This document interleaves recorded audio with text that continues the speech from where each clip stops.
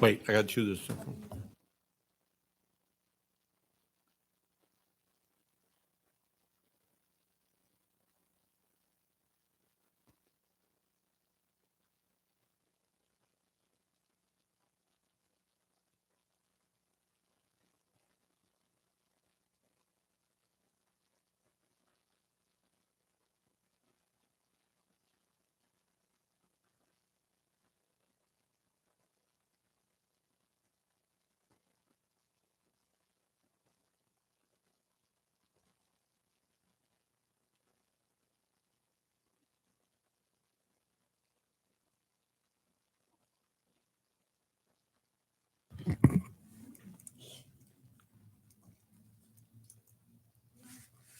Welcome, everybody, to the July 17th meeting for Public Facilities Committee.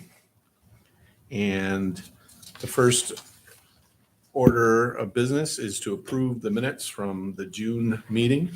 I make a motion to approve the minutes. We have a motion Mr. Chairman, I would second that motion. and we have a second. All in favor, say aye. Aye. Opposed? Carried. That brings up the privilege of the floor. Seeing no one at the privilege of the floor, we will close the privilege of the floor.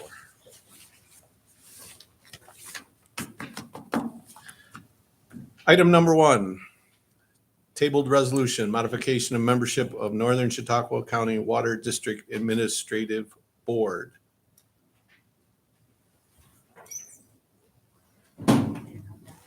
You can come down, yes, please.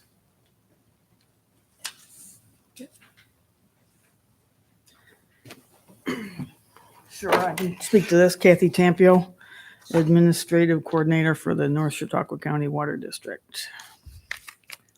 So this time, since this was tabled at the last committee meeting, we ask that you take no action and let the resolution die in committee.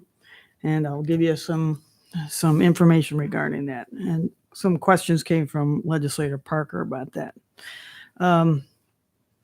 As a result of discussions with the auditors who are currently conducting an audit, of which we do not have the final report yet. But during those discussions, they brought up the observation that 5 members of what's called CBI Waterworks, who is the sole customer of the North Chautauqua County Water District, we charge them for water, also serve on the North Chautauqua County Water District Board. And since it's a 9-member board, those 5 members make up a majority for that board. And they made the comment that perhaps it could be a conflict of interest, that the same people making the decisions on behalf of the district board. So some meetings were sponsored by County Executive Wendell and from Legislative Chairman Shagnon to discuss that with several members of the CBI representatives. County attorney was present, I was present, and a legislator, later on, Legislator Muldowney was there. So discussed whether we should make some changes to the board. So the first idea was to just put 5 legislators on the board, plus these other 2 community members. And then subsequent discussion, they decided that we would be losing a lot of experience and knowledge on that board since these individuals have been working with the district and its formation for many years. So subsequent meetings were also held, and the idea was put forth that perhaps we'll increase the board membership from 9 to 11 and add 2 legislators. And that in effect would show that the 5 members of CBI are no longer the majority of the Water District Board. So that's where I get to the point where we ask that no action be taken. And we are in the process of developing a new resolution in order to incorporate those new ideas, which will come up in future meetings. Okay. Does that answer your questions? Yeah, absolutely. I think the other one was how the legislative board members are chosen. Yeah. And that was just people or legislators, districts within the water district boundary. So for instance, your district was not chosen because it's solely within the village of Fredonia, which is not part of the water district boundary. Right. So they tried to choose people that are within that boundary, or choose legislative districts, let's put it that way. That made sense. I'm gonna be in Dunkirk, but I won't be in the town of Dunkirk. I'm gonna be in the city of Dunkirk. so Right, and they're outside the they're district boundary outside. too. That's what I was thinking. Okay. Is that a pretty standard procedure in the other, sort of like in the sewer district and the other? Is there like a consistency in the makeup of? I'm not sure of that. I know recently or within the last few years, legislators have been placed on those boards. I don't, maybe Mr. Shagnon could comment to that a little more effectively. Typically, you look for a legislator who is within that district. And we look for community members who are within those districts. Yeah. So that's the concept, is that you want to have representation, not just knowledge of it, but actually your neighbors and your community that you live in is within those districts. And so does the, is the makeup, say, of the sewer, because there's a number of boards, right? And then, Yes.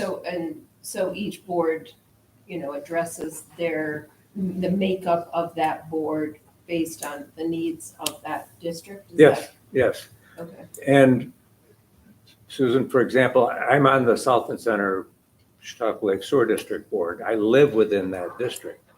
And so that's the reason that County Executive Horrigan appointed me to that district board. okay. I guess I'm not thinking legislatively solely. Okay? I'm just saying, like, in that, I'm just trying to, it's not like it's a big deal, but I'm thinking, Kathy was saying that, what you have is a certain number of legislators, and then you have a certain number of other, people, Mhm. and when you're trying to balance out the people who have been on the board for their expertise and legislators. And I'm wondering if the makeup, not so much like, I understand the concept of you want people from within your district. So you're asking about the makeup of the number of legislators as opposed to the number of non-legislators I'm on the just board? asking if there's consistency in the structure that makes up the board. The difference that we have with the water district is because the North County Water District essentially has one customer, and that is CBI. And that, Now, the Okay. individual sewer districts have hundreds, thousands of customers. So if I'm a board member of the Southland Center Chautauqua Lake Sewer District, I'm one of a couple thousand customers, so I don't have any majority conflict of interest to be concerned about. yeah, So that's the problem that we encountered with the North County Water District, is that they essentially have one customer, CBI. right. Yes, I heard that. Yeah. From Kathy. Yeah. Yes. So that's the difference with this board that we're struggling with now. But consistency between the others, we have one legislator assigned to each of the sewer district boards. I see. Not the same one. Yeah, no, I was just curious. Although one of them goes to all of the meetings.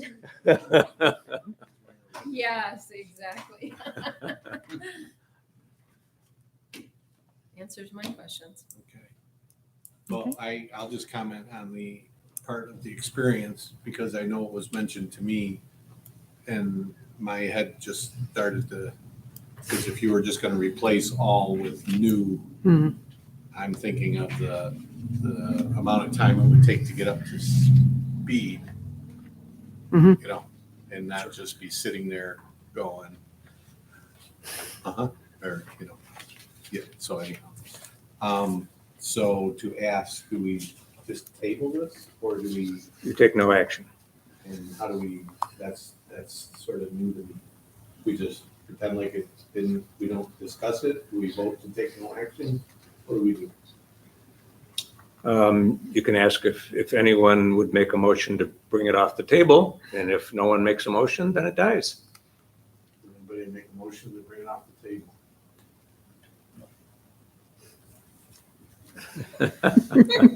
Seeing none. Thank you, Kathy. Okay, thank you. Thanks. All right. Does anybody want a cherry slice? Just kidding. Those are gonna be going too fast. Yeah, I gotta make them last till your next delivery. I don't know where to hide them because Lori's gonna have that. Okay, that brings us to our next proposed resolution, amend the 2023 budget for the Portland, Pomfret, Dunkirk Sewer District design phase of, it says 1 and 1, I and I. 1 and 1 I and starting? I. I and I I. and I. Wow. Saying aye, right?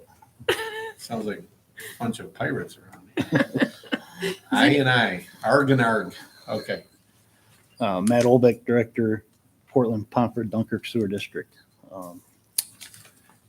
The Sewer District Board would like to use $92,400 out of the fund balance to start or to do the design phase of the I&I project. They would start immediately, I believe, as soon as everything's in line to do the design portion of it. So that's out of the way.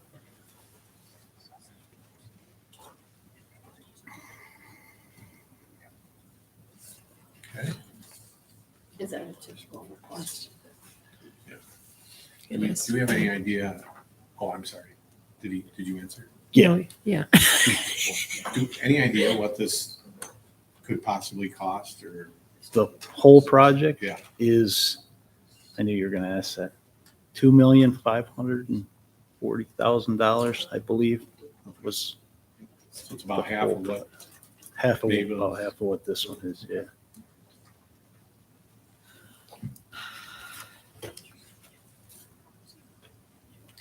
Questions, comments, concerns? All in favor, say aye. Aye. Opposed? Carried. Thanks, man. Thank you.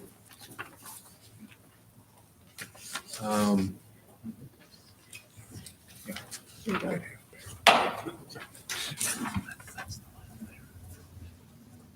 Yes, Steve. Let's take this late resolution first, under other.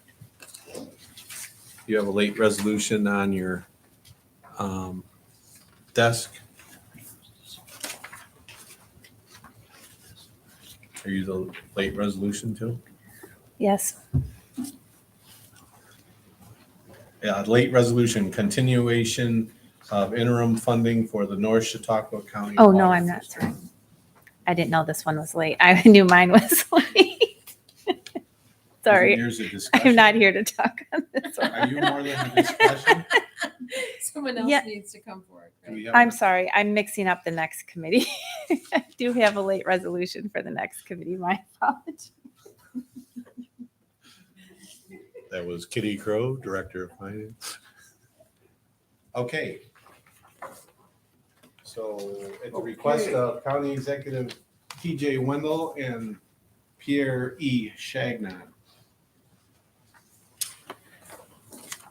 Pierre Chagnon, Chairman of the Legislature. So this resolution is another result of what we are anticipating to be in the final report from the audit that was done of the North County Water District.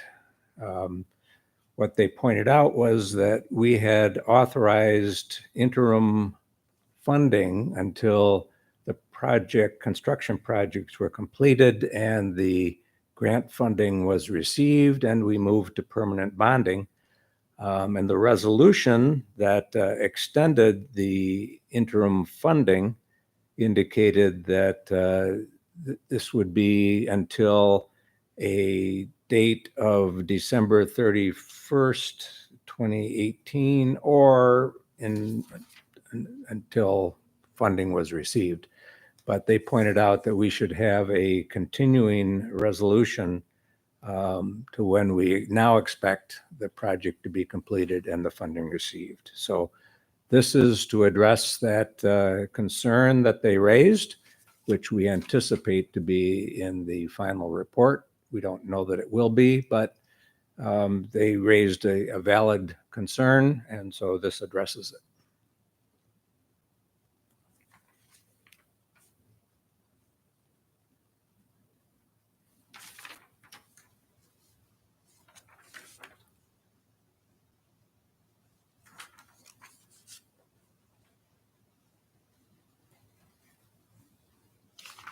Being late, we'll give them a minute to catch up.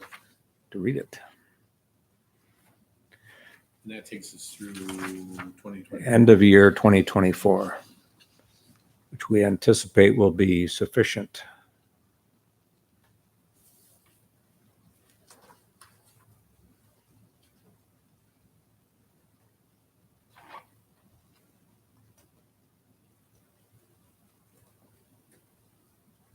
You good? Absolutely. Susan, you good?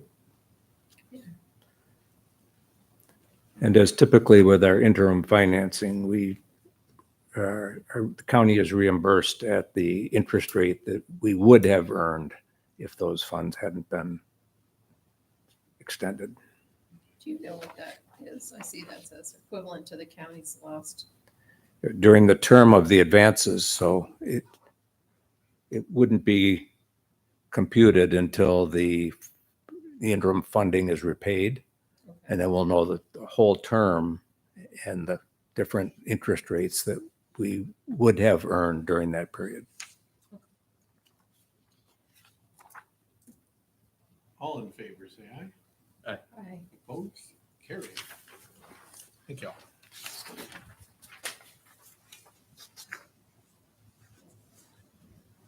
Okay. I don't believe there's any other late resolutions coming to this committee. So at this time, we have a discussion about the reorganization of the finance department. And Kitty Crow is going to speak to us.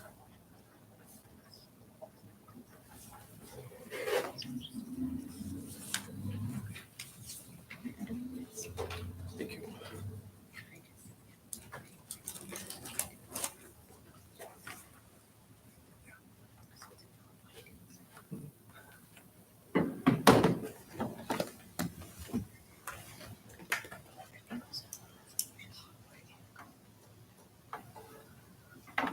So we can have a couple of visuals.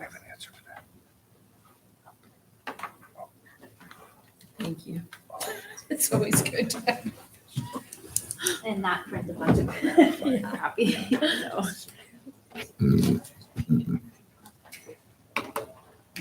A little more, a little more. I'll make it bigger too, don't Oh, worry. yeah. All right. Yeah. Let's do slideshow version. Boy. So I think that, well, you may or may not have heard, we've been looking at doing a fiscal restructuring over kind of the last year. And so I just wanted to give you a status as to where we are in the process. First of all, kind of why we were considering this to begin with.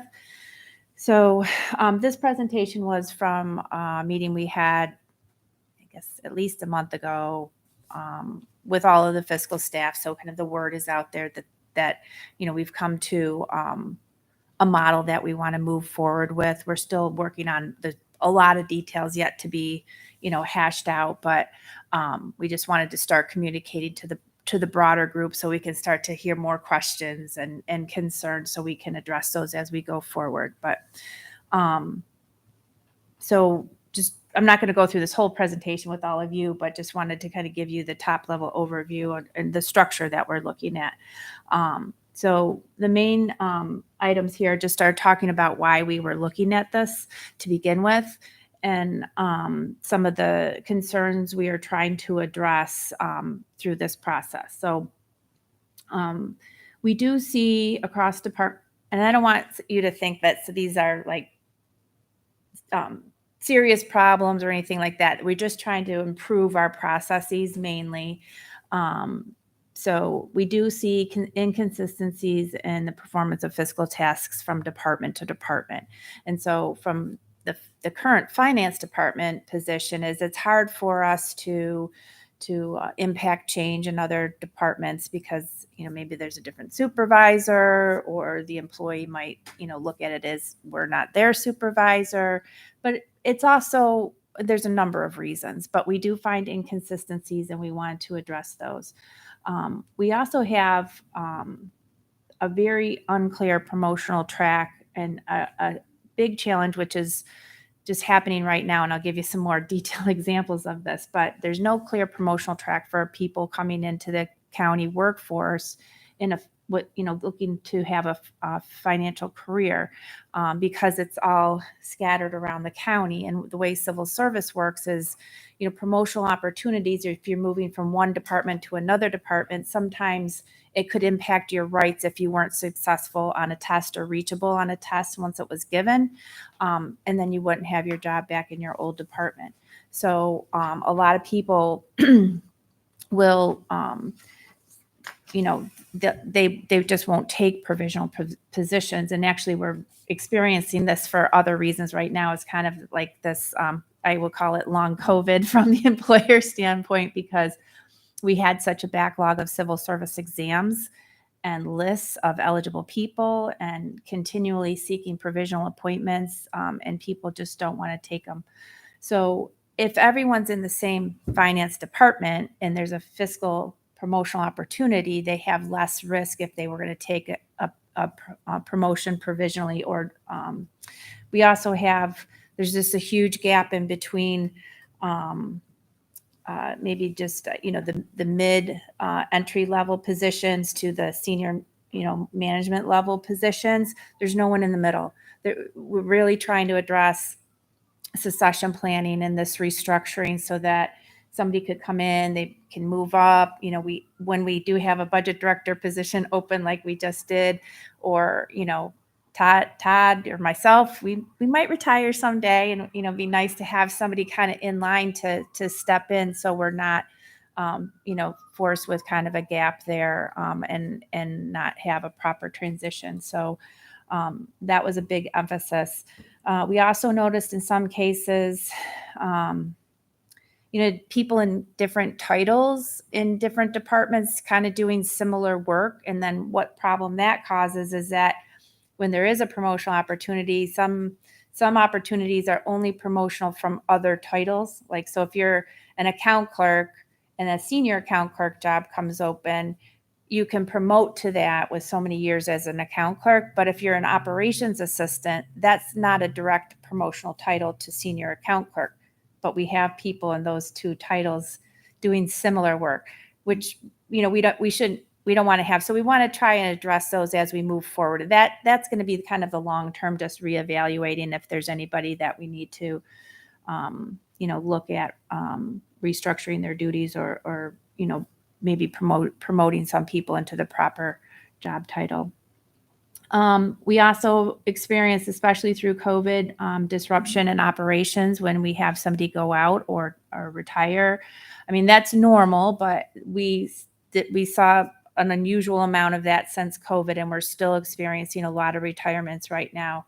And again, like if you have a small department, maybe they have 3 fiscal people or 2 fiscal people. If one person goes out on an extended leave or, retires or, gets other employment, there's just a big hole there. We can't say, oh, you over here, now you're going to, fill in and help out this department because they're in a different department. But with everyone in the same fiscal unit, we have more flexibility to reassign if somebody's going to be out and just keep things moving along. We have some, what I'll call it, like smaller departments, HR or the law department, they don't have a full-time dedicated fiscal person. It's usually an administrative person who's kind of doing some of the fiscal duties. It's not their area of expertise. they do the best they can, but they struggle. And then we struggle too in our department because we have to kind of continually help them.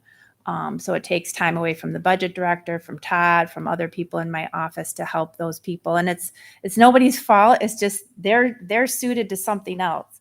I used to have a former department head tell me, I don't know how you do all the numbers stuff. And I said, well, don't ask me to write a paper because that is not my expertise. So everyone's good at something. But we want to have the fiscal people doing fiscal work and non-fiscal people focused on their other responsibilities. In some cases, I've experienced department heads or supervisors say, well, I wouldn't know if my fiscal person is doing what they're supposed to be doing. Again, because that's not their area of expertise either. So we want to have, the proper people supervising people so that they can teach them and help them, do the work that they need to do.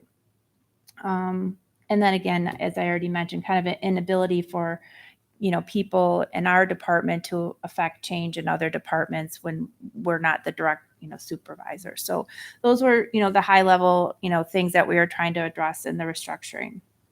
So where we started is about a year ago, a little bit more than a year ago, we put a work group together. We considered, we had people from Human Services, DPF, our department, Sheriff's Office.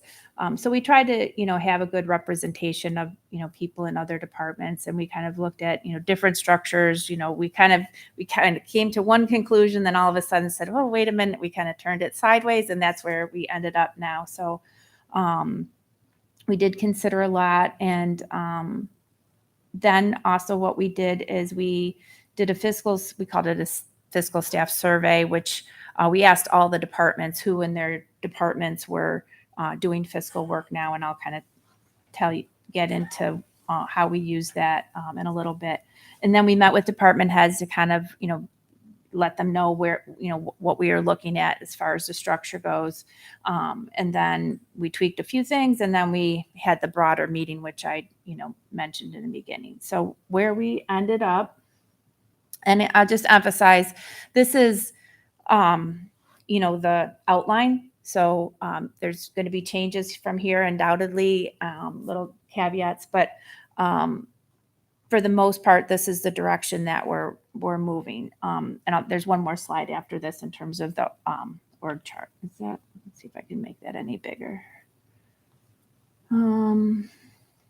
So aside from this division here, all these other functions are already in the under the finance umbrella. So the budget director, which does have a dotted line reporting with the county executive, because the budget director position is appointed by the county executive. Treasury and accounting, that's, all of accounts payable, payroll, real property tax, capital assets, and things like that. Purchasing division, risk management, which is our dentist, workers' comp, liability insurance, and then systems, internal administration, internal controls. I know my pointer isn't working on there, but and so what division we created is what we're calling the Department of Fiscal Management. And so to expand on this is kind of the next expanded view of that department. So we are looking at having maybe I could stand up a little bit. I don't know. It doesn't matter if I'm on the recording or not. Try to talk louder. So the head there is we're going to have the Director of Administrative Services, which would lead the Department of Fiscal Management. And that top level person is really going to be focused on the operations and the procedures and the policies and driving that. We do have existing policies and procedures, but we need to evaluate them and ensure that, if there's gaps, how are we going to address those gaps and move forward? What training people might need, staff development. And so the Director of Administrative Services title is what Val Liss's title was previously. When she retired, that was her title. So we're kind of we're using that title, but she kind of served this role, but for just human services in a sense. So we had that as an existing title and it fit. It's just going to kind of have the umbrella over more departments than just human services. Then we've grouped each of the, I'm calling them subdivisions, to be aligned with the legislative committees. So we would have a fiscal team that is dedicated to administrative services and planning and economic development. I did PED just because they're one department, so they didn't need their whole separate subdivision. Human services, public facilities, public safety, and the grant administration is just keep that aside for now because that's just kind of a another thing we're looking at in terms of. But that'll be later on. We're not going to move forward too soon on that. But the idea would be that the lead person in each of those subdivisions would have a dotted line in reporting to the department heads. So the department heads will still have their person, okay? And then as an example, I'm going to use human services because they've kind of already been structured like this in a way because they had at one point combined social services and public health. Then, we've separated those and now it's social services and mental health, but the fiscal unit had, shared responsibility over two departments. So if you could think of it like that, where there's going to be a fiscal management team that'll do work with the department heads to do work with them on their budgets, just like they do now. Any of the accounts payable, processing, claims, billing. If there's, like not every department has billing, but in some areas we have customer billing, insurance billing, things like that. So each subdivision is going to have its own needs. Not all of them are going to be the same size. So human services are going to have the biggest unit because they have a lot of billing and claims processing and a lot of invoices and a lot of revenue. So they'll probably have that bigger fiscal unit, but under human services, so that team would oversee public health, social services, mental health, OFA, and veterans. And so they would be responsible for those departments. Public facilities, and again, public facilities has kind of been like this a little bit too, because they've had a fiscal team that, it's deviated, evolved over the years, but that would have the highways, carts, airports, buildings and grounds, landfill, energy plant, and the sewer and water districts. So there would be somebody who does just those things, or a group of people, a couple of people. So I will say in a couple cases, like there's with respect to elected officials or, with respect to the, sewer districts, we recognize they have boards. Those boards might have, we already transferred one department under finance and they wanted to do it like an agreement of service. So we have to work out some details like that. So in some cases, some things might be handled slightly different than the other departments, or there might be more of a kind of a little bit opposite here, where their fiscal team might have a dotted line reporting into one of these subdivisions just for their fiscal duties or oversight of how, fiscal tasks should be performed. And these boxes down below, those just, represent the categories of work that will be performed. It's not that there's a person or a whole unit under each of those boxes, but those are the categories of work that would be performed under those subdivisions. Any questions so far? We're going to be able to do all this with the same number of Oh, yeah. people that we. So, so we don't intend, this is not meant to increase staff or necessarily decrease staff. We see it more just as a transfer of the existing positions. Maybe a little bit of restructuring and creating, like a supervisory track, of the same, people that are already there. And maybe one person might elevate to a supervisor. And so we have more of a hierarchy of responsibilities. Let's see. Just looking at my other notes here. So, and getting to that, the formal process that occurs is called a transfer of function.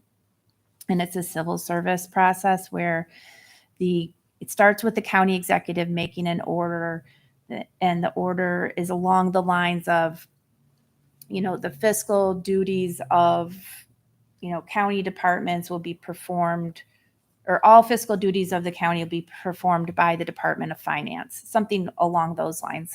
And that's just, being general. And so once that order is made it essentially goes to department heads, and then department heads will have to respond to say, here are my list of employees who primarily do those tasks. And that's where those fiscal surveys that I mentioned earlier, we kind of did a preliminary, review of, who's this going to impact? There's going to be some cases where maybe somebody's time is split 50-50. And we might have to kind of decide, are they going to be somebody identified to transfer? Will they stay in the department and absorb other responsibilities? Because things that are not going to transfer include time and attendance. Some fiscal people do some of the time and attendance for the department, but we consider that really more of a supervisory, duty, not necessarily a finance duty. The purchasing requisition duties of the departments will stay in the departments. They still need to, and that the purchasing function is kind of already centralized into finance anyway, so there shouldn't be much impact. But in the case where somebody might have somebody who does some of the requisitioning for the department along with accounts payable, the requisitioning duties will stay with the department. So if the person isn't 100% what we consider finance, we'll just have to look at them individually. So some might come over and we are going to reassign them more work from other departments in their new job in finance. And then other ones might stay in the department and take on other responsibilities in the department. So, and then there's some departments, like I said, I already mentioned a couple of smaller departments where there's no full-time fiscal person that's going to transfer over. Olivia is not going to transfer to finance, even though she helps with the budget and processes invoices and things like that. So we will absorb that work with the existing staff once we transfer everyone in.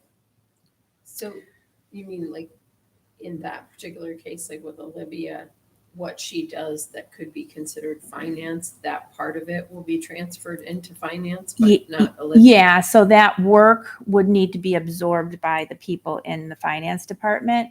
And that, so as an example, like Olivia's fiscal duties might include, processing some invoices in New World, and helping put the budget together.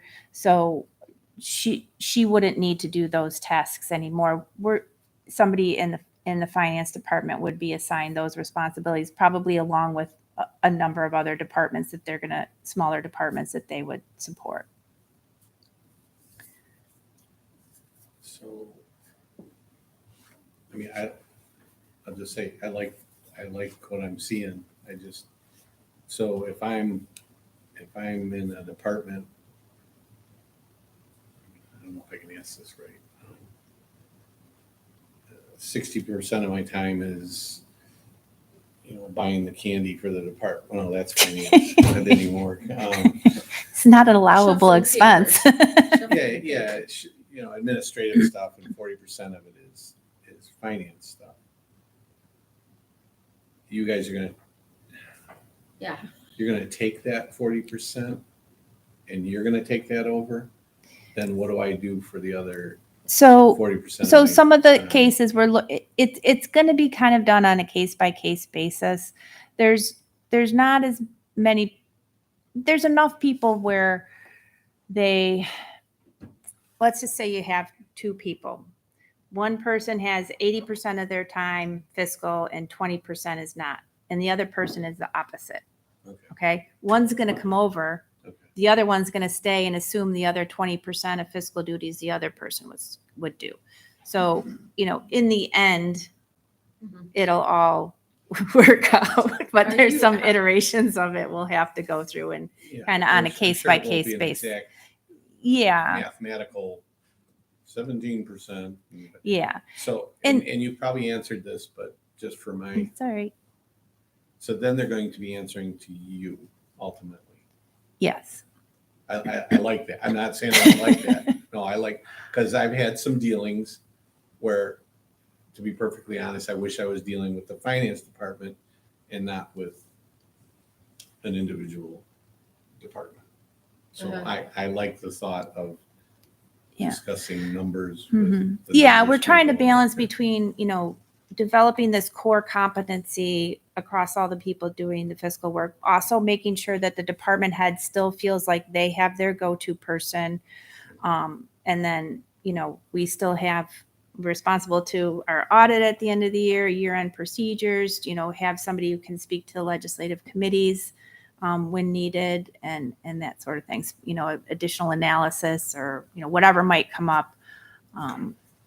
So how long do you think this process is gonna take, the transition?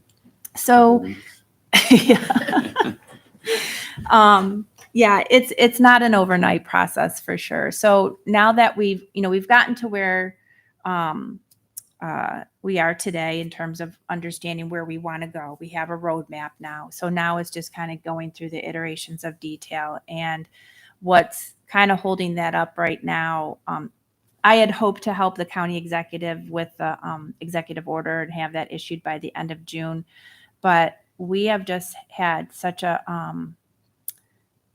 whirlwind of openings, retirements. The budget director position is a good one. So that's going to be delayed. But once the process starts rolling, it'll probably be at least 90 days. If not 90 to 100 days. I mean, if it's done by the end of the year, I will be surprised. But hopefully by the first quarter next year would be done. There's a couple key positions that I'd like to have filled before we kind of really start moving ahead. We're close to with doing with a couple of those. But I was just, we've had a little bit of musical chairs and it, the other concern is that you may or may not know, but Ken Westfall has announced his retirement in the HR department. And so there will be a big burden on HR once this process starts because once the orders go out, there's, all the people are identified. HR has to provide an individual notice to each person because they have a time period in which they can, deny the request or other people can say, hey, I should be on the list too, that sort of thing. But once this all kind of starts rolling, HR does play a big role. And so we'll kind of need to time it out so it's not overloading them. So some of those logistics need to kind of be Yeah, we might do one group of departments at a time. That's most likely how we'll do it. That's So what I was gonna yeah. ask. Do you have to do it all? no, we don't. We don't need to do it all at once. We'd probably kind of after, like I said, a couple of key refills are in place. We'll be able to move things along a little quicker. But It just sounds like when like, let's say you are talking about somebody who does 80% finance, but does 20% what you were talking about, those sort of administrative timekeeping or something. or Yeah. something like that, that the person who is being left behind, are they being taken care of, like, and being trained and given the time to absorb? Because it sounds like the transition might be easier if you go towards finance than if you are left behind and you're being asked to absorb something else. Yeah, so What's that's the- why we started with having those, the initial conversations with department heads to kind of get them starting to think about how they might reassign duties. We did give them the list of employees who they did the fiscal survey. They told us who's kind of doing what. And then we came back to them and said, based on that survey, here's the people who we think would be most likely to be identified to transfer. So, if you need to tweak the survey or go, that's fine. So we have to go through those iterations and then, but, you know, we've had the department head meeting and then we had the meeting with all of the fiscal staff, which also, you know, department heads were invited to as well. So, and we continue to talk about it during our monthly department head meeting. So we can, but it's, like I said, the process is a little derailed because of all the openings we have. Now the budget process is in motion now. So it'll probably be kind of hard to make a lot of movement this month or next. But as we meet with the department heads, as we're developing their budgets, it's probably, you know, conversation will be kind of rolled into those discussions as well. So. Is there any, are you getting any concerns from anyone about being more of a finance person than Well, so we the did, legal? I mean, yeah. So, and another thing I should have mentioned too is what we've told people is we're not looking to, you know, have a big mass exodus of everyone to, or, you know, to a new, you know, finance building because one doesn't exist. So for the foreseeable future, most people will probably reside still in the departments where they are. So we don't anticipate any big moves. But, you know, in a perfect world, at least some of these subdivisions could be co-located. And they kind of are, you know, for the most part. I mean, most fiscal positions outside of DPF and the sewer districts are already in Mayville. It wouldn't be like somebody's going to, now they're going to have their office in Jamestown or Dunkirk sort of thing. But that's kind of the least of my worries right now because we can have meetings, we can have team meetings and things like that. So I guess I would just hate to see a whole bunch of more retirements. no, Because no, people yeah. are- Well, I think when we talk about in the next meeting, some of the things that we'll talk about might help keep people a little longer. But I was trying to think of it. But yes, we received, you know, people, you know, responded during the meeting and asked questions. And we did, when we gave the presentation, you know, we came prepared with already prepared FAQ in the presentation, just from, you know, working through with our work group, you know, it wasn't just all finance department in that work group. So we had already developed a list of questions that people would be interested in. You know, I've met with, you know, department heads as well, some of them one-on-one to kind of talk through things that they have concerns or questions. So that's going to be kind of once we have the list, is the order out, then it will be meeting again with the department heads to kind of finalizing who the list of people that would be identified to transfer. So that would kind of be the next phase. So they're transferring possibly in what they do and also in what they're called. But Yes. it may actually, but they're not transferring physically in all cases. Correct. Yeah. So they would remain in their current title. And then what we're doing with current vacancies as they come up, if we have a vacancy that comes up, of which we have about 10 right now across the county in fiscal jobs. If they come up, we're refilling them directly under finance. So we don't have to then later transfer them through this process. They'll already be in finance. So, but just a couple of those key refills right now. In case you weren't aware, Sam Zavuto has taken a position over in human services. And he's transitioning and continuing to help DPF until we find that replacement. So we have that refill, you know, and then with Jen Swan's appointment to budget director, the sheriff will be looking for refilling her position over at the sheriff's office, which is, you know, a big responsibility. But we have, you know, several other, you know, tax, finance, another senior account clerk in DPF, retirement and probation, and then 2 other positions over in the human services division in their fiscal unit. So we're continually recruiting and keeping HR busy.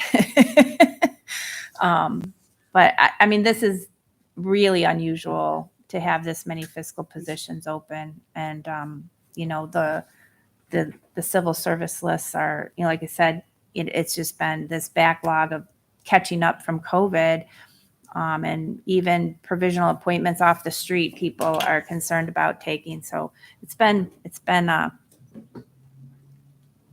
lot. I'm glad that everybody's, not that you wouldn't do this, but I'm glad everybody's heard about it and is aware of it.